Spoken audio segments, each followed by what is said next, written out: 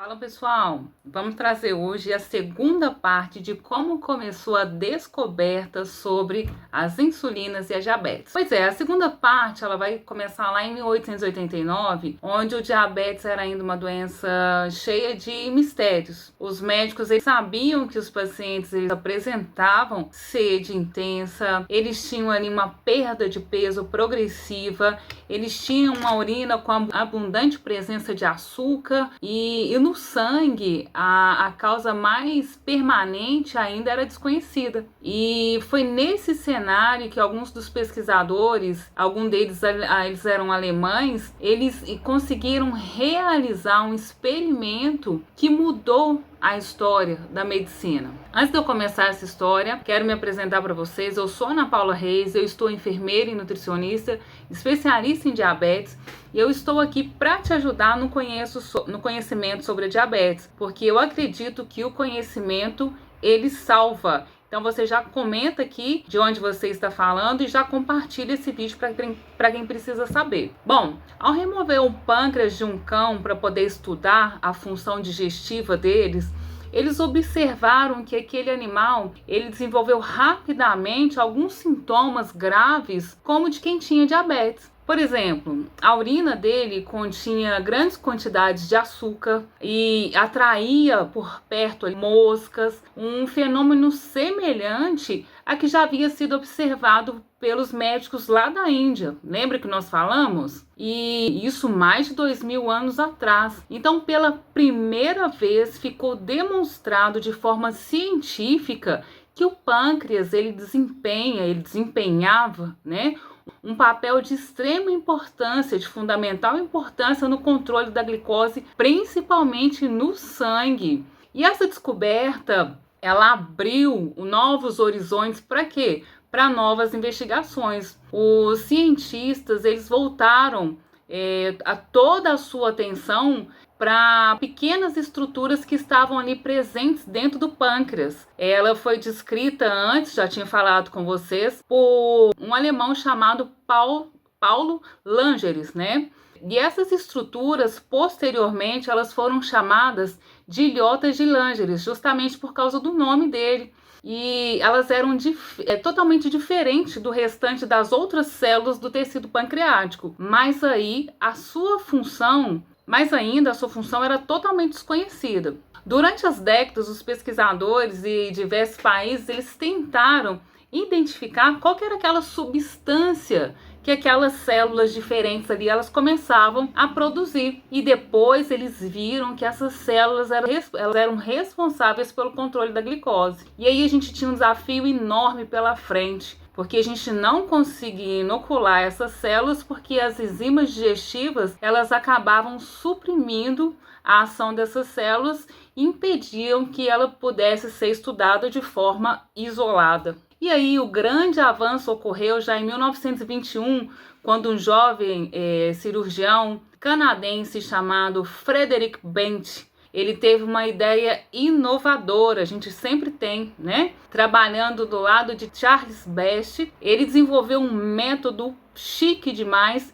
que conseguiu preservar as ilhotas pancreáticas enquanto ele eliminava as células responsáveis pela produção de enzima. Vocês imaginam que a gente fala que hoje a gente tem tecnologia, né? E dessa forma, pessoal, eles conseguiram extrair uma substância capaz de reduzir drasticamente os níveis de glicose no sangue daqueles animais diabéticos. Vocês já devem até saber, né? Essa substância recebeu o nome de insulina, porque ela foi derivada do latim, que significa ilha. E essa referência, ela veio lá das ilhotas de Langeres. Muito interessante, né? E no ano seguinte, já em 1922, a descoberta ela foi colocada à prova.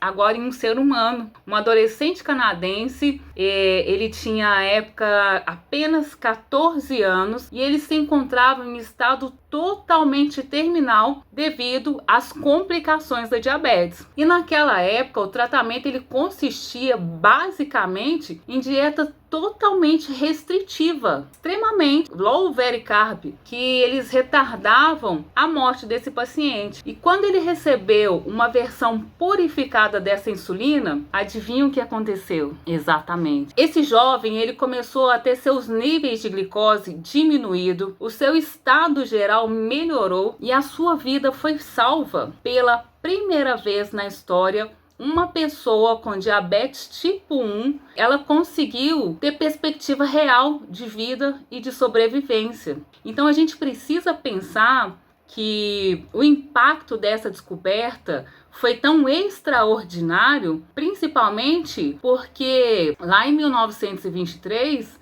nós vimos que esses pesquisadores eles ganharam um prêmio Nobel, mais que merecido, e rapidamente essa produção ela se tornou de escala industrial, porque eles viram que a insulina salvava a vida.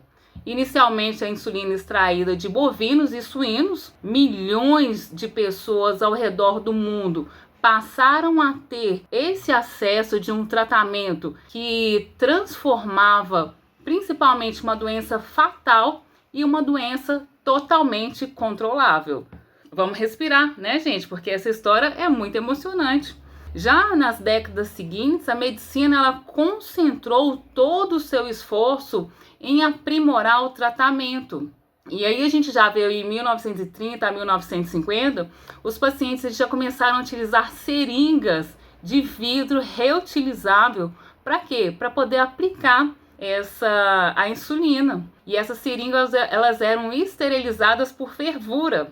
O processo era trabalhoso, doloroso e além disso não existiam outros métodos, principalmente porque não era confiável para poder medir a glicemia em casa.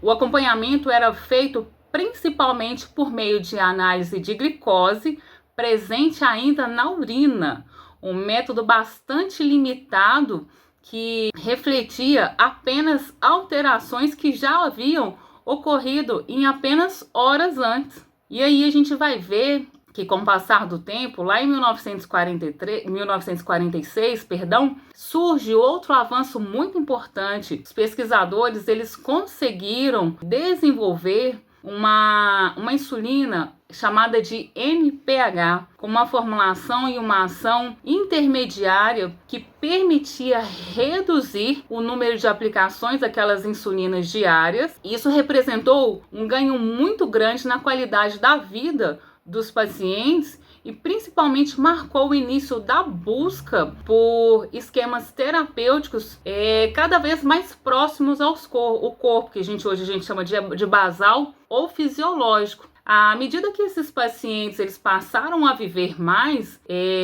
a gente teve um novo desafio. Quais seriam esses desafios? Os médicos começaram a observar complicações crônicas relacionadas ao diabetes, como a cegueira, a insuficiência renal, a neuropatia e as doenças cardiovasculares, para vocês verem. E aí a pergunta central deixou de ser apenas como evitar a morte imediata nesses pacientes e passou a ser como prevenir os danos causados por anos dessa glicemia elevada. Tornou-se evidente que sobreviver não era suficiente, era necessário manter um controle glicêmico ao longo de todo o tempo. E é o que a gente vem fazendo. E na década de 70 surgiu uma inovação que revolucionou o autocuidado. Seriam os primeiros glicosímetros sendo criados. Embora eles fossem grandes, caros, demorados quando comparados aos dispositivos atuais, eles já permitiam verificar, ou seja, medir a glicose glicose de forma direta pelo sangue. Pela primeira vez, os pacientes podiam acompanhar o seu controle glicêmico de forma mais precisa, sem precisar depender de forma exclusiva da análise da glicose da urina. Só que essa tecnologia, a gente vai falar sobre ela no próximo vídeo. E aí, pessoal, vocês estão gostando da nossa história sobre o diabetes, como começou e até onde que a gente vai chegar? Vocês conheciam essa história? Porque, mais uma vez, o conhecimento ele liberta. E se vocês têm dúvidas, já anota aqui para mim, me fala de onde você está falando e traga suas dúvidas para cá para a gente poder responder juntos. Um abraço, pessoal, até o próximo vídeo. Ah, não se esqueça de se inscrever no canal.